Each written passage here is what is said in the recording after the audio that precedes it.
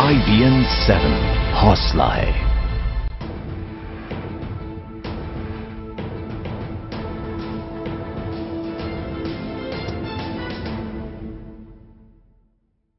नमस्कार, मैं हूं आपके साथ हिमानी नाथानी और आप देख रहे हैं स्पेशल रिपोर्ट। आधुनिक भारत के निर्माता, देश के प्रथम प्रधानमंत्री पंडित जवाहरलाल नेहरू की 125वीं जयंती के अवसर पर देश की सियासत में विरासत पर संग्राम छिड़ा हुआ है। कांग्रेस ने नेहरू की जयंती के कार्यक्रम में दुनिया भर के नेताओं को न्योता भेजा है, लेकिन प्रधानमंत्री नरेंद्र मोदी को नहीं बुलाया। तालकटोरा स्टेडियम में आयोजित कार्यक्रम में कांग्रेसी नेताओं ने प्रधानमंत्री मोदी का नाम लिए बगैर नेहरू की विरासत के बहाने उन पर तीखा हमला बोला है। तो जवाब में बीजेपी ने कहा कि कांग्रेस नेहरू की विरासत को एक पार्टी से बांध देना चाहती है। इस विवाद के बाद यह सवाल उठ खड़ा हुआ कि आखिर किसके हैं नेहरू?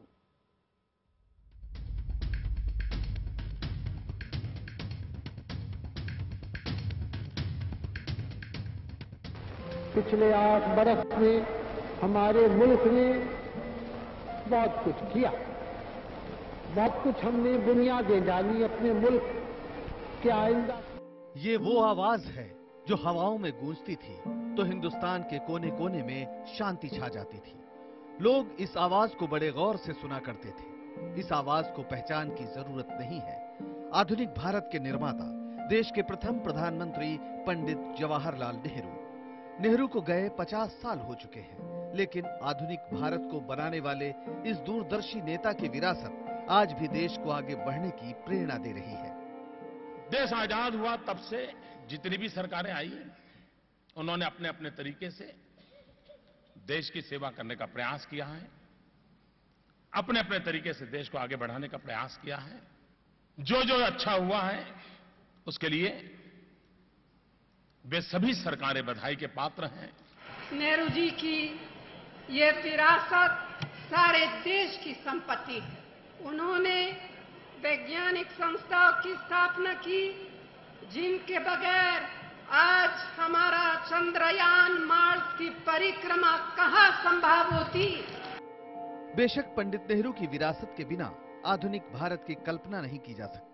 भारत आज आधुनिक, प्रगतिशील, औद्योगिक और वैज्ञानिक तरक्की वाले मुल्क के रूप में दुनिया में पहचाना जा रहा है, तो इसके पीछे प्रथम प्रधानमंत्री की दूरंदेशी ही थी। नेहरू ने 1947 में आजादी के बाद अगले 17 साल तक देश को संवारा, उसे आगे बढ़ने का रास्ता दिखाया। उनकी 125वीं जयंती को बड़े स्तर पर मनाकर देश उनके योगदान को सलामी दे रहा है। नरेंद्र मोदी सरकार ने नेहरू की 125वीं जयंती को मनाने के लिए बड़े स्तर पर तैयारी की है, जिसका आगाज पंडित नेहरू के जन्मदिन पर 14 नवंबर से होगा। खबरों के मुताबिक कार्यक्रम तय करने वाली कमेटी की 1 नवंबर की बैठक में प्रधानमंत्री मोदी मौजूद थे। प्रधानमंत्री ने पंडित नेहरू को जनमानस से जोड़ने और बच्चों के लिए नेहरू जी के प्यार के मद्देनजर स्वच्छ भारत अभियान को स्कूलों तक ले जाने का निर्देश दिया। 14 नवंबर पंडित नेहरू के 125 वर्ष उनकी जन्म जयंती को मनाया जाए। 19 नवंबर को श्रीमती इंदिरा गांधी का जन्मदिन है। 5 दिन पूरे हिंदुस्तान में हर स्कूल के अंदर, आंगनवाड़ी के अंदर हर बालक को श्रमदान करें, साफ सुथरे रहने की स्पर्धा करें। वहीं खुद को नेहरू की विरासत से जोड़कर देखने वाली कांग्रेस ने करीब 1 हफ्ते तक चलने वाले जयंती समारोह का आगाज कर दिया है। दिल्ली के तालकटोरा स्टेडियम में दिल्ली प्रदेश कांग्रेस कमेटी के जयंती कार्यक्रम में सभी दिग्गज कांग्रेस नेता मौजूद थे। 17 से 18 नवंबर को कांग्रेस नेहरू की 125वीं जयंती को बड़े पैमाने पर मनाएगी। एक अंतर्राष्ट्रीय सम्मेलन के लिए देश विदेश के 50 बड़े नेताओं को न्योता भेजा गया है, लेकिन हैरत की बात यह है कि मेहमानों की फेहरिस्त में प्रधानमंत्री नरेंद्र मोदी का नाम नहीं है। That is an international conference in which other political parties who believe in the ideology of Pandit Jawaharlal Nehru have been invited. सत्ताधारी बीजेपी ने इसे नेहरू की विरासत को एक पार्टी की जागीर बनाने की कोशिश करार दिया है। वो देश के नेता थे और फ्रीडम फाइटर थे। देश के प्रधानमंत्री के तौर पर उन्होंने काम किया, इसलिए हम लोग उनको कांग्रेस के नेता के तौर पे नहीं, देश के नेता के तौर पे देखते हैं। लेकिन कांग्रेस उनको कांग्रेस पार्टी तक समेट देना चाहती है। बीजेपी की ये तीखी प्रतिक्रिया कांग्रेस के जयंती कार्यक्रम में पीएम को न्योता न भेजने से ज्यादा प्रदेश कांग्रेस के जयंती कार्यक्रम में कांग्रेस उपाध्यक्ष राहुल गांधी के भाषण पर है। एक तरफ घर की पुताई हो रही है, भैया सड़कों को साफ करो, सड़कों को साफ करो, फोटो अपॉर्चुनिटी मिल रही है, सब लोग सड़क साफ कर रहे हैं, और दूसरी तरफ जहर फैलाया जा रहा है। बीजेपी का मानना है कि राहुल गांधी के भाषण में इशारों इशारों में प्रधानमंत्री नरेंद्र मोदी को निशाना बनाया गया है। जहां तक स्वच्छता अभियान पर राहुल जी प्रश्न खड़ा कर रहे हैं, उन्हें मालूम नहीं कि ये गांधी जी के सपनों का भारत अगर कोई बना रहा है तो वो नरेंद्र मोदी जी के नेतृत्व में ये सरकार बना रही है। साफ सफाई के लिए महात्मा गांधी ही नहीं, प्रथम प्रधानमंत्री नेहरू का भी जबरदस्त आग्रह था। आधुनिक भारत के सपने को जन जन तक पहुंचाने के लिए खुद नेहरू भी कुदाल चलाते हुए और तस्वीरें खिंचवाते हुए नजर आते थे। ऐसे में आजादी से जुड़े नेताओं की विरासत पर सियासत और जुबानी जंग को अफसोसनाक माना जा रहा है। इससे पहले ये जंग सरदार पटेल की जयंती पर देश देख चुका है, जब मोदी सरकार ने रन फॉर यूनिटी कार्यक्रम का आयोजन किया। सवाल यह है कि क्या कांग्रेस इसका बदला नेहरू जयंती के अपने कार्यक्रमों में प्रधानमंत्री को न बुलाकर ले रही है? सच ये भी है कि कांग्रेस पर आरोप लगते रहे हैं कि वो सरदार पटेल, राम मनोहर लोहिया और सुभाष चंद्र बोस जैसे नेताओं को नजरअंदाज करती रही है, नेहरू गांधी विरासत से आगे नहीं सोच पाती है। Sardar Patel was, is, and will always be a congressman first. He and his ideas and thoughts have been integral to the Congress. Obviously, Jawaharlal Nehru ji was Prime Minister for a longer period, so therefore his attachment with Congress policies, programs is that much more. Congress के इनकार के बावजूद सच ये है कि AICC की बैठकों में नेहरू गांधी और गांधी परिवार के नेताओं के पोस्टर दिखते हैं, जबकि आजादी के नायकों और यहाँ तक कि नेहरू की समाजवादी नीति को खुली अर्थव्यवस्था की तरफ मोड़ देने वाले नरसिम्हा राव भी नदारद दिखते हैं। ये अनदेखी तब है जब कांग्रेस खुद को आजादी की लड़ाई से निकली हुई पार्टी बताने में फक्र महसूस करती है। ऐसे में विरासत को लेकर सवाल उठने लगे हैं। पूछने वालों की कमी नहीं है कि आखिर किसके हैं नेहरू।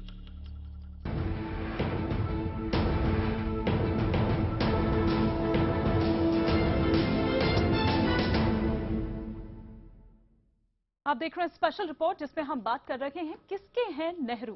क्या आधुनिक भारत के निर्माता की विरासत खतरे में है?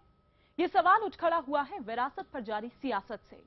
सवाल ये भी है कि आखिर नेहरू की विरासत है क्या, और क्या वक्त के साथ विचार की शक्ल ले चुकी इस विरासत को किसी तरह का खतरा हो सकता है?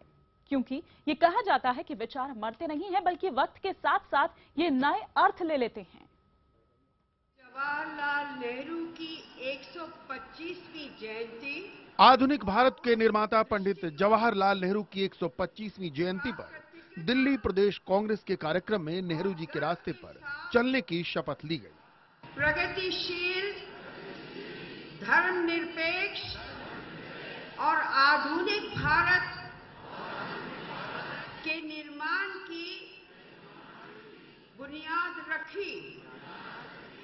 कार्यक्रम में हुए भाषणों में लगभग हर कांग्रेसी नेता ने आज के दौर में नेहरू की विरासत को खतरे में बताया कि इस पार्टी की नीति में आज जवाहरलाल नेहरू जी के उस नजरिए को, जिससे वे भारत को देखते थे, जिसके हिसाब से चलते थे, उसको मिटाने की जबरदस्त कोशिश हो रही है।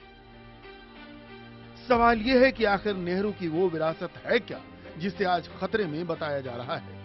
इसमें शक नहीं है कि नेहरू की विरासत सिर्फ वो नीतियां ही नहीं हैं जिन्हें आजादी के बाद अगले 17 साल में नेहरू सरकार ने लागू किया, बल्कि नेहरू की विरासत वो विचार है जिसकी आत्मा संविधान में बसती है।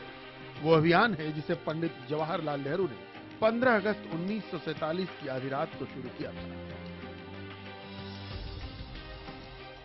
Long years ago, we made a tryst with destiny, and now the time comes when we shall redeem our pledge, not wholly or in full measure, but very substantially.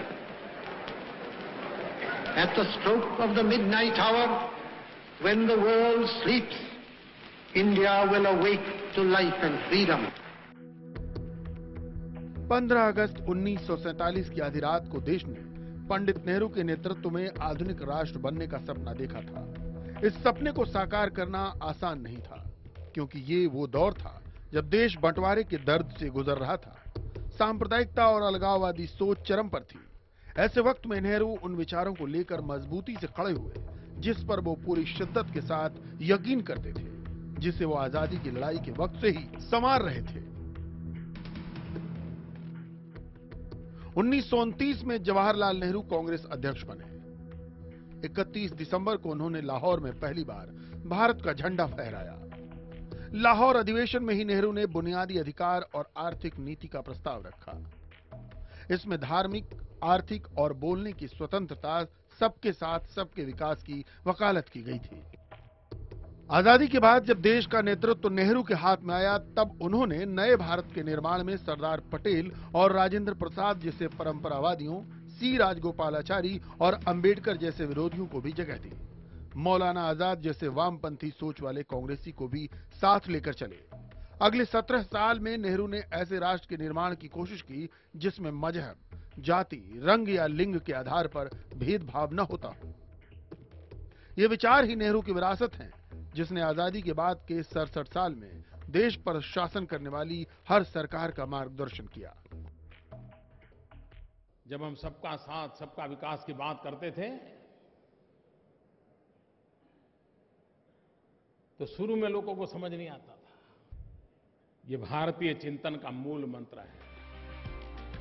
Nehru की समाजवादी विरासत का दूसरा बड़ा पहलू उनकी आर्थिक नीतियां भी हैं, जिसे मौजूदा दौर में खतरे में बताया जाता है। हालांकि इस नीति में बदलाव की शुरुआत कांग्रेसी प्रधानमंत्री नरसिम्हा राव के कार्यकाल में ही हो गई थी, जब खुली अर्थव्यवस्था का दौर शुरू हुआ, जिसका जोर लाइसेंस राज खत्म करने पर था। हालांकि बहुत से जानकारों का मानना है कि बैंक और बीमा सेक्टर का राष्ट्रीयकरण, कोयले की खदानों का राष्ट्रीयकरण और इंस्पेक्टर राज का बड़ा दौर इंदिरा गांधी के कार्यकाल में शुरू हुआ। At the core of Nehruvian economic policy was the idea of an activist state. But it was not just about state intervention.